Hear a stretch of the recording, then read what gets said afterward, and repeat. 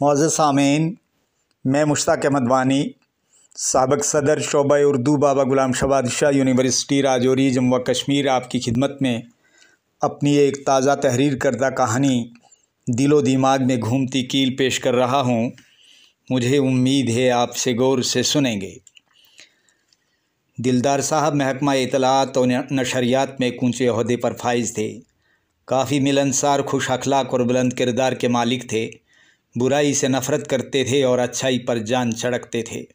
उनके 2 बेटे और 1 बेटी थी। बड़े बेटे का नाम कामरान और छोटे का नाम मेहरबान था। बेटी सबसे छोटी थी, उसका नाम राबिया था। बड़ा बेटा 5वीं में, छोटा 3री में और बेटी 1ली में पढ़ती थी। तीनों बच्चे एक मिशनरी स्कूल में ज़ेर तालीम थे।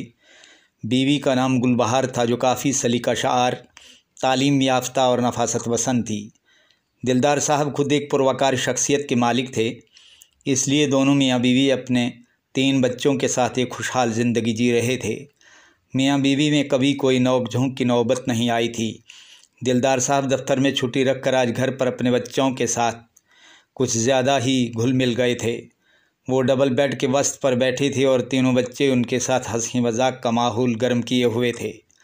उनकी बीवी गुलबहार रसोई में दोपहर का खाना तैयार करने में मसरूफ़ थी, मगर बच्चों की धमाचौकड़ी और उनकी बातें उसे बराबर सुनाई दे रही थीं। दिलदार साहब के बड़े बेटे कामरान ने सबको अपनी तरफ मुतवज्जे करते हुए कहा, मेरी पहेली बूझो। जो मेरी पहेली बूझेगा वो हर इम्तिहान में कामयाब हो जाएगा। बोलो क्या पहेली है, सब ने उसे पूछा। कामरान ने कहा, कटोरे पे कटोरा, बेटा बाप से भी गोरा। बूझो क्या है? पापा आप बाद में बताएंगे, पहले ये दोनों। उसने अपने छोटे भाई और बहन की तरफ इशारा किया। मेहरबान और राबिया थोड़ी देर तुकबंदी करते रहे और कामरान नफ़ी में सर हिलाता रहा। बिलाखिर दिलदार साहब ने कामरान से पूछा, बेटे मैं बताऊं? जी हाँ पापा बताइए। नारियल। वाह पापा वाह, आपने सही बताया। अच्छा मेरी पहेली बूझो, मगर पापा आप बाद में बताएं। अब की बार मेहरबान ने पुरजोश लहजे में कहा। सरकटे किसी का रोएं हम, क्या चीज़ है? इस बार कामरान ने तुकबंदी करने के बाद खामोशी इख्तियार की तो दिलदार साहब बोल उठे, बेटा मैं बताऊं? बताइए पापा। प्याज। पापा आप फ़ौरन बता देते हैं, आपका दिमाग कंप्यूटर की तरह काम करता है। दिलदार साहब ने नसीहत आमेज़ लहजे में कहा, बेटे मेहनत और सच्चाई दुनिया की 2 अजीम ताकतें हैं। इन्हें हासिल करोगे तो कामयाबी तुम्हारे कदम चूमेगी। अब बोलो, क्या तुम सब मेहनत से पढ़ोगे और हमेशा सच बोलोगे? तीनों बच्चों ने आवाज़ बुलंद जवाब दिया, हाँ पापा, हम मेहनत करेंगे और हमेशा सच बोलेंगे। पहेलियाँ बूझने का सिलसिला ख़त्म हुआ तो तीनों बच्चों के दिलो दिमाग में मुख्तलिफ़ सवालात कुल बलाने लगे। बड़े बेटे कामरान ने कहा, पापा अब मेरे सवाल का जवाब दीजिए। हाँ बेटा सवाल पूछो। दिलदार साहब अपने बेटे के सवाल का जवाब देने के लिए मुस्तैद हो गए।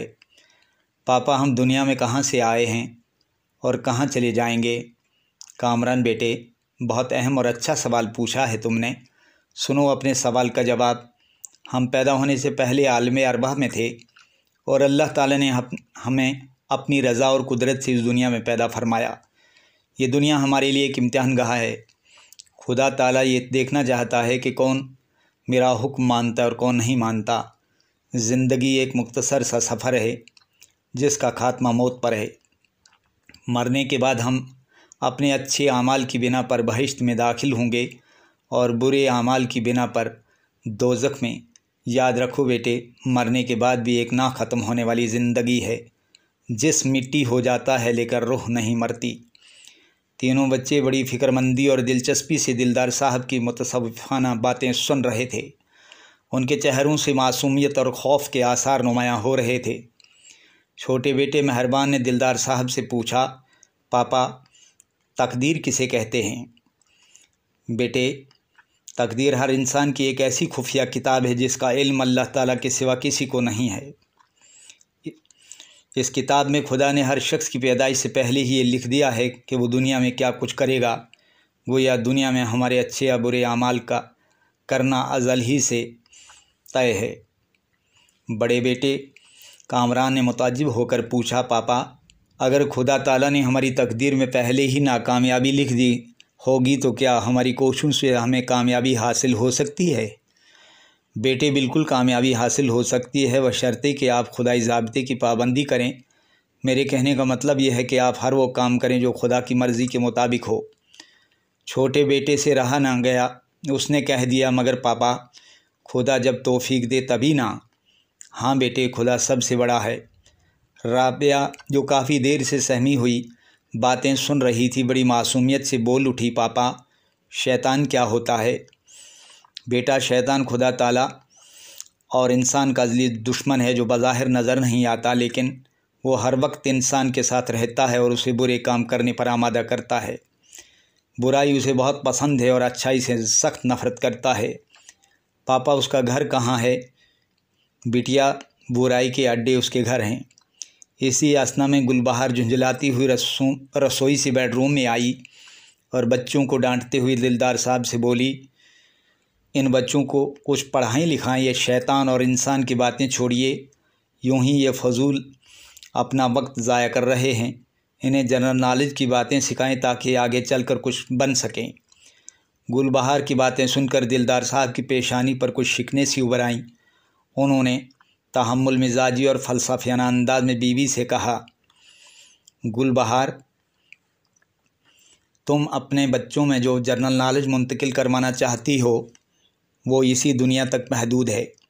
क्या हम अपने बच्चों को रुपए कमाने की मशीन बनाना चाहते हैं? ये बच्चे हैं, इनका नफ्सियाती मुताला इनकी तालीम और तरबियत में काफ़ी अहमियत रखता है। इनकी हंसी खुशी और खेल कूद में हम वालिदैन को बराबर का शरीक रहना चाहिए ताकि इन्हें किसी किस्म का जहनी दबाव न पड़े। मैं इनको दीन और दुनिया का नॉलेज देना चाहता हूँ। गुलबहार ज़िंदगी बड़ा ही हसीन सफ़र है, बशर्ते कि इंसान को इसे तय करने का सलीका आ जाए। बेसब्री इंसान के अंदर गुस्से को जन्म देती है और हिर्स व हवस उसे परेशानी, ज़िल्लत और रुसवाई और गुनाहों की दलदल में धंसा देती है। इसलिए हमें इन फासिद जज्बात से गुरेज करना होगा और इन बच्चों के साथ बाहर बनकर रहना होगा। दिलदार साहब की नसीहत आमेज़ बातें और लफ्ज़ बाहर सुनकर गुलबहार के होंठों पे मुस्कान रक्स कर गई और उसने भी एक वफ़ादार और जहांदीदा खातून की तरह अपना नज़रिया हयात बयान करते हुए कहा, आपने वजह फरमाया, मेरा भी यही ख्याल है कि ज़िंदगी बज़ाते खुद काफ़ी हसीन है। मैं ज़िंदगी को एक साफ़ और शफ़ाफ़ दरिया से ताबीर करती हूँ जिसमें मिठास और सरशारी की खुशबू घुली हुई है, मगर जब इंसान की जहनी व जिस्मानी खबासत इसमें दाखिल होती है तो फिर ज़िंदगी जैसे पुरसकून दरिया में जहर की सी तासीर पैदा हो जाती है। जहाँ तक हमारे बच्चों के रोशन मुस्तकबिल का ताल्लुक़ है, इसकी ज़िम्मेदारी हम दोनों पर आयद होती है। दिलदार साहब ने बात को तूल न देते हुए कहा, तुम भी दुरुस्त कह रही हो। गुलबहार राबिया की तरफ मुड़ी और उसे बाजू से पकड़कर बोली, चल निगोड़ी, मैं तेरे कपड़े बदलती हूँ। और वो उसे बाथरूम की तरफ ले गई। चंद लम्हों के बाद दरवाजे पर कॉल बेल बजी। दिलदार साहब खुद उठे और दरवाज़ा खोला। बाहर डाकिया खाकी रंग का एक सरकारी लिफाफा हाथ में लिए खड़ा था। उसने आदाब बजलाते हुए लिफाफा दिलदार साहब के हाथ में दिया। उन्होंने लिफाफा चाक करके पढ़ना शुरू किया। मज़मून था ऑल इंडिया रेडियो कॉन्फ्रेंस। वो आहिस्ता से कुर्सी पर बैठे और ख़त को दोबारा पढ़ने लगे। कामरान और मेहरबान दोनों बेटे अपनी पढ़ाई में मगन थे। अंदर से गुलबहार की आवाज़ आई, अजी कौन था दरवाज़े पे? दिलदार साहब ने कहा, डाकिया डाक दे के चला गया। 12 नवंबर को मुंबई में ऑल इंडिया रेडियो कॉन्फ्रेंस है, इसमें मेरी शमूलियत ज़रूरी है। TADA भी मिलेगा। बस समझ लो 5 दिन के बाद मेरी घर से रवानगी होगी। मैं आज ही रिज़र्वेशन करवाऊँगा। तुम प्रेस करके ब्रीफकेस में मेरे 3 सूट और मेरी फ़ाइलें डाल देना। आप मुंबई से मेरे लिए क्या लाएंगे? गुलबहार ने पूछा। जो तुम चाहोगी वही लाऊंगा जानम, दिलदार साहब ने मोहब्बत भरे अंदाज में जवाब दिया। गुलबहार ने कहा, मैंने सुना है वहाँ बिजली से चलने वाली मशीनें काफ़ी सस्ती मिलती हैं। अगर हो सके तो मेरे लिए वॉशिंग मशीन लेते आइए, चूँकि कपड़े धोने से मेरी कमर में अब दर्द हो जाता है। ज़रूर लाऊंगा, दिलदार साहब ने तसल्ली दी। बड़ा बेटा कामरान बोला, पापा मेरे लिए मुंबई शहर की सीनरी ले आइए, मुझे सीनरियाँ बहुत पसंद हैं। मामूली बात है बेटे, लेते आऊँगा। छोटे बेटे मेहरबान ने भी अपनी ख्वाहिश का इजहार करते हुए कहा, पापा मेरे लिए वीडियो गेम ज़रूर लाना। हाँ बेटे ले आऊँगा। और पापा मेरे लिए क्या लाओगे? बिटिया आप बोलो क्या लाऊं? तुम्हारे लिए तुम्हें कौन सी चीज़ पसंद है? राबिया ने कहा, पापा मेरे लिए तोता लाना, मगर ज़िंदा तोता। मैं उसे अपने हाथ से खाना खिलाऊंगी और उसे कलमा सिखाऊंगी। मुझे तोता बहुत अच्छा लगता है। दिलदार साहब अपनी बच्ची की अनोखी ख्वाहिश पे हंस पड़े। उन्होंने प्यार से उसे गले लगाया और कहा, मेरी बच्ची आपके लिए ज़रूर तोता लाऊंगा। 3 दिन के बाद दिलदार साहब शाम के तकरीबन 7 बजे के करीब मुंबई के लिए रवाना हो गए। उनकी बीवी और बच्चे उन्हें रेलवे स्टेशन तक रुखसत करने आए। जब ट्रेन चल पड़ी तो बच्चे उन्हें दूर तक हाथ हिलाते रहे। उन्होंने भी हाथ हिलाया। तब उन्हें महसूस हुआ कि आदमी तो दुनिया में यकीनन मुसाफिर है, आज कहीं तो कल कहीं। आदमी की ज़िंदगी तो मुख्तसर है और इसकी उम्मीदें काफ़ी तवील हैं। आदमी का बचपन खेल में बीत जाता है, जवानी नींद में और बुढ़ापा आहूं और सिसकियों में। वो अभी अपनी सीट पे बैठने ही वाले थे कि अचानक उनकी नज़र आसमान की तरफ उठी। आसमान बिल्कुल साफ़ था, हल्की हल्की हवा चल रही थी, सितारे टिमटिमाने लगे थे। उन्होंने दूर तक अर्श व फर्श पर नज़रें दौड़ाईं और अल्लाह ताला की हिकमत व कुदरत और उसकी सन्नाई का मुशाहिदा देर तक करते रहे। ट्रेन अब पूरी रफ्तार से पटरी पर दौड़ रही थी। छक छक की आवाज़ से एक नगमगी का सा एहसास हो रहा था। ब्रीफ केस दिलदार साहब के हाथ में था। वो कंबल ओढ़ कर अपनी सीट पर बैठे ही थे कि उन्हें ट्रेन में दूर से किसी खातून के गाने की आवाज़ सुनाई दी। आवाज़ में काफ़ी लोच और सुरीलापन था जो मसलसल उनकी जानिब बढ़ती चली आ रही थी। चंद लम्हों के बाद उनके सामने कमोबेश 20 साल की एक खूबसूरत सांवले रंग की लड़की हाथों में वैष्णो माता की मूर्ति लकड़ी के एक छोटे से डब्बे में सजाए धूप बत्ती जलाए गा रही थी, सच्चा है दरबार शेरां वालीदा। फिर उसने दिलदार साहब के आगे हाथ फैलाया और कहने लगी, दे दो भाई रुपया, 2 रुपया माता के नाम पर। दिलदार साहब ने लड़की को सरतापा देखा तो एक ठंडी आह भरी। वो दिल ही दिल में सोचने लगे, भीख मांगना हमारे मुल्क की एक रिवायत बन चुकी है। काम करने की बजाय लोगों ने भीख मांगना शुरू कर दिया है। आखिर इस लड़की में कौन सी माजूरियत है? सूफ़ी संतों, ऋषि मुनियों और देवी देवताओं का तकद्दुस कितना पामाल हो रहा है। अभी वो यही सोच रहे थे कि डफली की आवाज़ उनके कानों में आई। एक सफ़ेद रेश आदमी, सर पर हरे रंग की टोपी, गले में मोटे मनके वाली काले रंग की माला पहने, डफली की ताल पर पुरजोश अंदाज में गा रहा था, दुखियों के हैं मसीहा, अजमीर वाले बाबा। भिखारी शख्स ने दिलदार साहब के सामने हाथ फैलाते हुए कहा, बादशाहो कुछ न कुछ दे दो, इस पापी पेट का मसला है। उसने ज़ोर से हाथ अपने पेट पर मारा। दिलदार साहब ने उसे भी सरतापा देखा तो दिल महसूस कर रह गए और भिखारी आगे बढ़ गया। रात के 10 बज रहे थे। नींद दिलदार साहब की आंखों में उतर आई थी। उन्होंने खुदा को याद किया और सो गए। ट्रेन की रफ्तार कभी तेज़ और कभी धीमी हो जाती और जब शहरों और कस्बों में दाखिल होती तो बिजली के बेशुमार बल्बों और ट्यूबलाइटों की रोशनी से मालूम होता कि इंसानी और हैवानी मखलूक आराम फरमा है। मुख्तलिफ़ स्टेशनों पर ट्रेन थोड़े वक्त के लिए रुकती फिर चल पड़ती। सुबह तकरीबन 7 बजे के करीब जब ट्रेन अचानक एक झटके के साथ चंबेली रेलवे स्टेशन पर रुकी तो दिलदार साहब की नींद खुल गई। वो उठ बैठे। स्टेशन पर लोगों की काफ़ी भीड़ थी। कुछ लोग ट्रेन पर से नीचे उतरे और कुछ सवार हुए।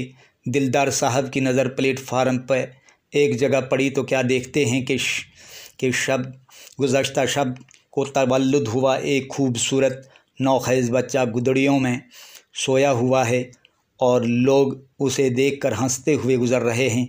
यहाँ तक कि पुलिस एहलकार और रेलवे स्टेशन के मुंतज़मीन भी उस गुदड़ियों में लिपटे लाल को एक बेकार और नजस सी शय समझकर नज़रअंदाज कर रहे हैं।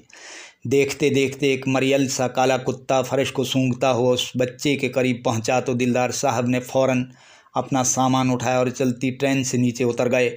उन्होंने कुत्ते को भगाया और बच्चे को अपनी गोद में उठा लिया। कुत्ता दरअसल अपनी भूख मिटाने के लिए उस बच्चे को खाना चाहता था। दिलदार साहब ने उस लावारिस बच्चे को बिल्कुल नए कपड़े खरीद कर पहनाए, पश्मीने के एक छोटे से कंबल में रखा, निप्पल वाली बोतल खरीदी और उसमें दूध डालकर उस बच्चे को पिलाया। बच्चे ने होश में आकर आंखें खोलीं। उसी वक्त दिलदार साहब ने वापस घर आने का टिकट खरीदा, बच्चे को कंधे से लगाए। जब वो ट्रेन में बैठे तो उनके दिलो दिमाग में सोच का एक लामुतनाही सिलसिला शुरू हो चुका था।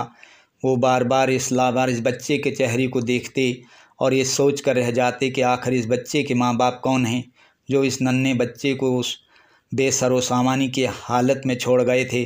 क्या ये किसी भिखारन का बच्चा तो नहीं, या फिर किसी ऐसी दुशीज़ा का जो बदनामी के दाग से बचने के लिए ऐसी इंसानियत सोज हरकत कर गई हो। फिर उन्हें एक माहिर इमरानियात का कौल याद आ गया कि दुनिया में हर बुराई के पीछे जिनसी जज्बात कार फरमा रहते हैं। दूसरे दिन जब दिलदार साहब उस लावारिस बच्चे को लेकर घर पहुँचे तो सूरज गरूब हो चुका था। गुलबहार घर में अपने बच्चों को पढ़ा रही थी। दिलदार साहब ने बेल बजाई तो अंदर से गुलबहार ने पूछा, कौन है? दिलदार साहब ने कहा, घर वाला घर में आ रहा है। उनकी आवाज़ बीवी और बच्चों ने पहचान ली तो तीनों बच्चे माँ के साथ दरवाजे पर आए और फ़ौरन दरवाज़ा खोल दिया। आगे क्या देखते हैं कि दिलदार साहब उस लावारिस बच्चे को बाहों में झुला रहे हैं। गुलबहार और तीनों बच्चे उन्हें देखते ही शशदर रह गए। राबिया ने बड़ी बेताबी से पूछा, पापा मेरा तोता? कामरान की निगाहें मुंबई की सीनरी देखने को तरस रही थीं और मेहरबान अपनी वीडियो गेम ढूंढ रहा था, लेकिन गुलबहार के दिल में अपने शौहर दिलदार साहब का 16 बरस का एतमाद मुतज़लज़ल हो रहा था। उसकी पलकें आंसुओं से भीग रही थीं और गम व गुस्से के बायस चेहरे की बशाशत मफकूद हो चुकी थी। उसने रोते हुए कहा, आखिर आज मैं ये क्या देख रही हूँ? मेरे मरने के बाद ऐसा करते तो मुझे कोई दुख ना होता। आपने इन बच्चों का भी ख्याल नहीं किया। ना जाने कब से आपने दूसरी शादी कर रखी है। कहाँ रखी है वो ख्याल? कहो इस बच्चे की माँ कहाँ है? दिलदार साहब गरज उठे, गुलबहार ये तुम क्या कह रही हो? तुम पागल तो नहीं हो गई हो? ये लावारिस बच्चा है जिसे मैंने बड़ी मुश्किल से कुत्ते से बचाया है। तुम औरतें हर मामले को शक की नज़र से देखती हो। क्या तुम मुझ पे शक कर रही हो जब कि ऐसी कोई बात नहीं है? दिलदार साहब की सच्ची खरी बातें सुनकर गुलबहार ने इत्मीनान की सांस ली। फिर वो दिलदार साहब के करीब आई और उस बच्चे को देखते हुए बोली, बच्चा तो बहुत खूबसूरत है। फिर उसने दिलदार साहब की आंखों में आंखें डालकर न जाने क्या तलाश किया। दिलदार साहब ने कहा, अब तुम इस लावारिस बच्चे की माँ हो। इसे अपना तीसरा बेटा समझो ताकि इसे कभी भी अपने लावारिस होने का एहसास ना हो। गुलबहार ने अपनायत भरे लहजे में कहा, मेरे पास दीजिए इस बच्चे को, मैं इसे माँ की तरह अपना लूँगी। अभी लावारिस बच्चा गुलबहार की बाहों में था और वह आहिस्ता आहिस्ता उसे बेडरूम की तरफ ले जा रही थी। उसके पीछे दिलदार साहब और उनके तीनों बच्चे भी अंदर जा रहे थे, इस जोश व जज्बे के साथ के जैसे उन्हें कुदरत की तरफ से एक अनमोल हीरा मिल गया हो। शुक्रिया।